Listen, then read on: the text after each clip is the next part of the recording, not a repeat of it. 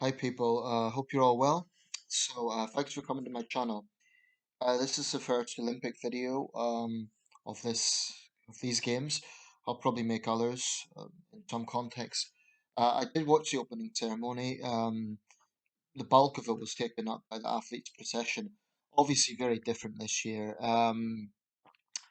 Should it have gone ahead? Well, it's went ahead now. Retrospectives, I think, are bit futile in that sense. I actually know a guy who's one of the volunteers in Japan, and he's been talking about the uncertainty that they've had as volunteers over what would happen.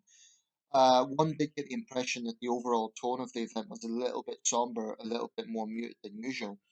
But I honestly think, under the circumstances, it was pretty good. It's by no means the best opening ceremony, but it had its moments. I like the little comedic touch with apparently he's a well-known comedian doing the little, if anyone who saw it, uh, sort of fiddling around with the switches, then it highlighted the different sites in Tokyo. I particularly enjoyed the sequence with the sort of simulation of all the sports. It was kind of like walking figures that were in this kind of Velcro type costume, and anyone who saw the event will know what I'm referring to. I enjoyed that. The artistic demonstrations with the rings and so on. Yeah, I thought they were good. The athletes' procession. Obviously some of the teams were scaled back, partly not just because of the virus, but also because a lot of athletes want to keep their energy up and standing for that length of time. Obviously, saps it. Um, but it was quite amusing seeing some of the people dancing around their sort of national flag. Um, so yeah, I think under the circumstances it was done as well as possible. Emperor Nakahiro, of course, Nakahito, um, opened the ceremony. Thomas Bach made a speech.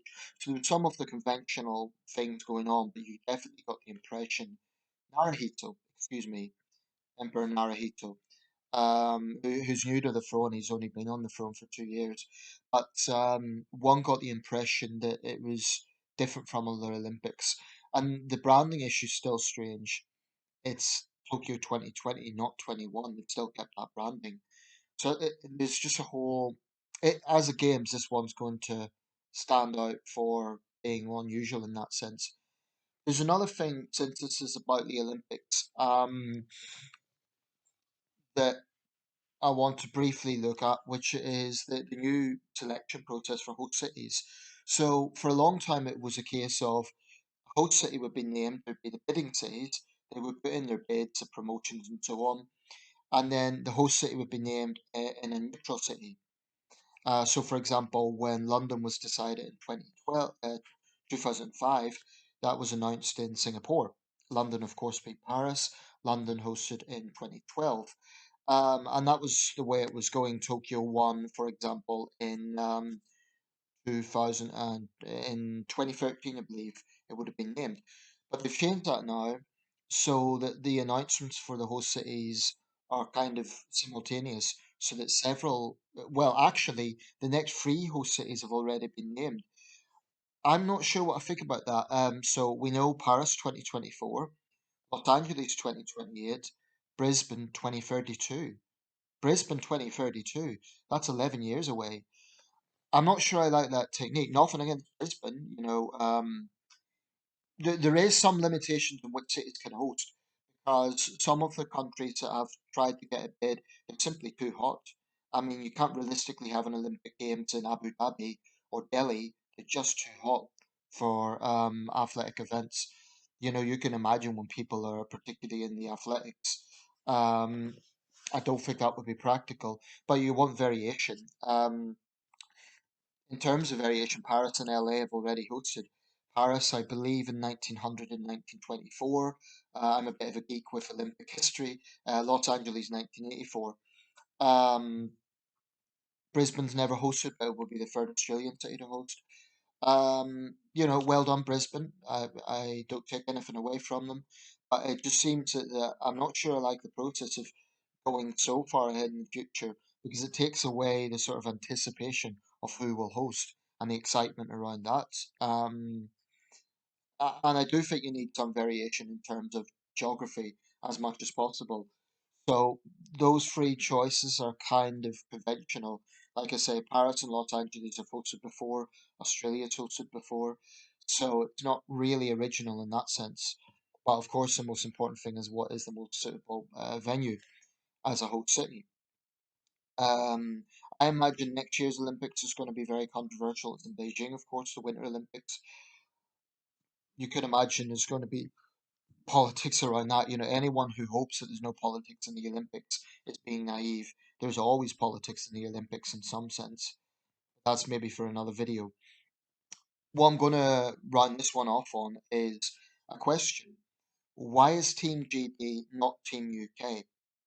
Now, this is something that I've long pondered. And you might think, well, what's the difference? For my international viewers, there is a difference. GB stands for Great Britain. Now, Great Britain is the island comprising of England, Scotland, and Wales. Great Britain's not actually the name of a country, it's the name of the island.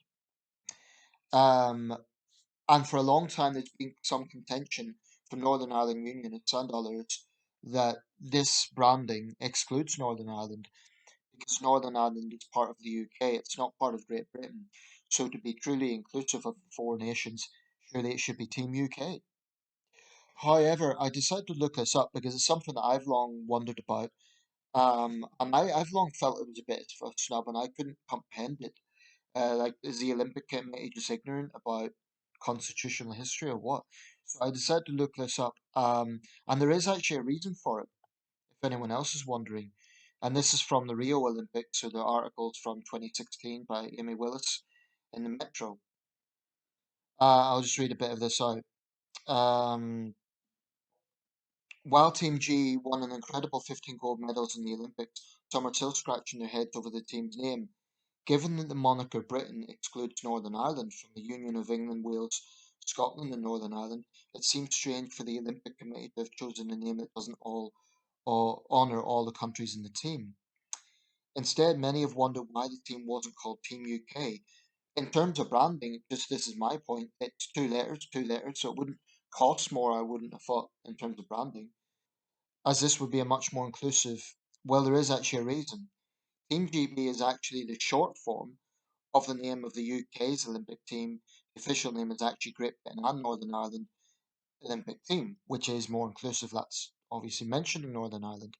Um, the British Olympic Association started using the brand name Team GB in 1999, with unionist politicians in Northern Ireland being quick to point out the problem in the branding. Back in 2009, Gregory Campbell, the sports minister, said the Team GB name excludes and indeed alienates the people of Northern Ireland and called for a change to the name Team UK. And they didn't change it. The British Olympics Committee issued a statement explaining that the name Team G represented not only England, Wales, Scotland, and Northern Ireland, but also the Isle of Man, the Channel Islands, and UK overseas territories such as Gibraltar and the Falklands Islands. So that's crown dependencies, which are not actually part of the United Kingdom as a state. These overseas territories, it said, are not represented by the name Team UK and would therefore exclude Olympians such as Mark Cavendish, the cyclist whose Manx, and Carl Hester, a dressage rider from Sark, the Channel Islands. Okay, but surely neither does Team GB. Some argue the reason given by the British Olympic Committee is invalid because Team GB doesn't represent the overseas territories either. In fact, the BOC itself admits that neither UK or GB represents everyone involved, but because the International Olympics Committee has called the team GBR since the beginning of the Games in 1826, that's a mistake, it's 1896. Changing it to an equally unsatisfying name seems pointless, and changing the name to list all involved would just be far too long. Right, well, that's their official explanation that Team UK would also exclude the Crown dependencies, but it would still be more inclusive of being in Northern Ireland. I get that we in this country have a bit of a complicated setup. We're not straightforward France or Japan or Germany or Algeria. Uh, Constitutionally, the name of this country has always been a somewhat complex issue. So I accept that probably it won't ever please anyone, but I still think Team UK would be more inclusive in terms of representing the overseas territories. Why not Team UK? I suppose plus would be a bit patronising. Team UK. Um, you see, this is the problem, isn't it? Because Team UK plus overseas territories would be quite long in terms of branding.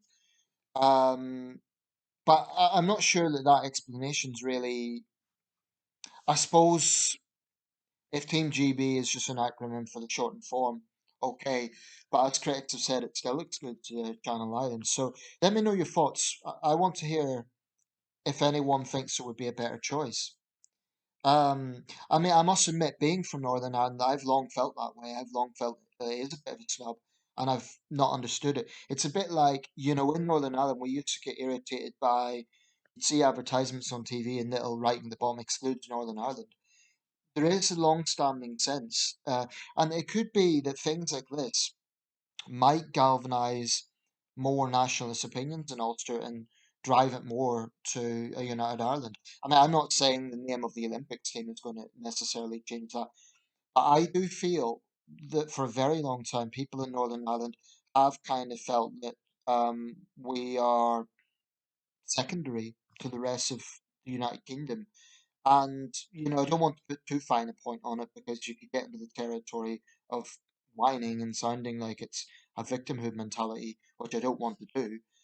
But I do feel that there is generally a long-standing different attitude to Ulster than there is to the rest of the United Kingdom, to Northern Ireland, I should say. Ulster's a bit bigger, of course.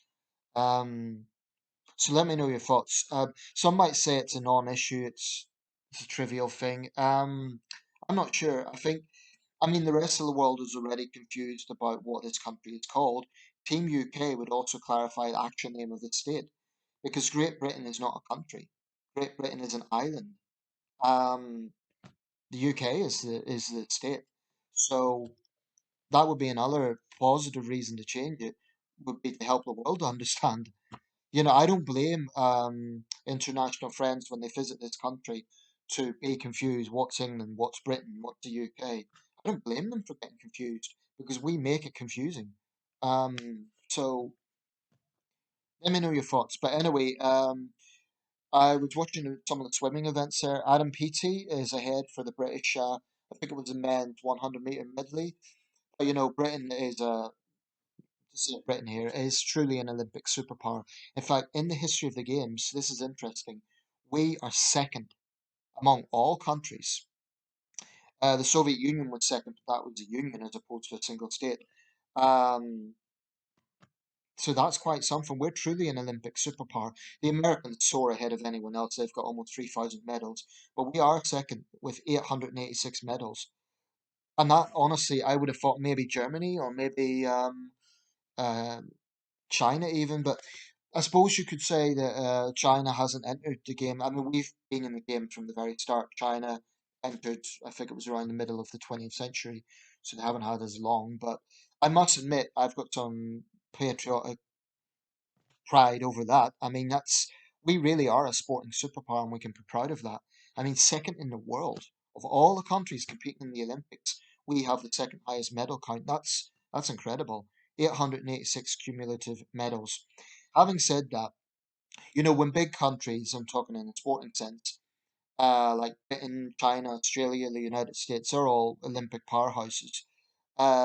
France, Italy, Germany, when they get medals, it's not really surprising. What I do like to see is when small countries, perhaps with a troubled background, get a medal. I think it's good for morale in those countries. As an example, Tunisian guys just won a swimming medal, beating an American and an Australian, which of course are great swimming nations. So, I'm happy. I'm happy for him. I'm happy for Tunisia. He didn't even do that well in the preliminaries, but it's definitely a Cinderella story, so to speak. Only 18 years old, so it's good to see that sort of stuff. And I'm always rooting for countries like Afghanistan, Yemen, countries that have a troubled background.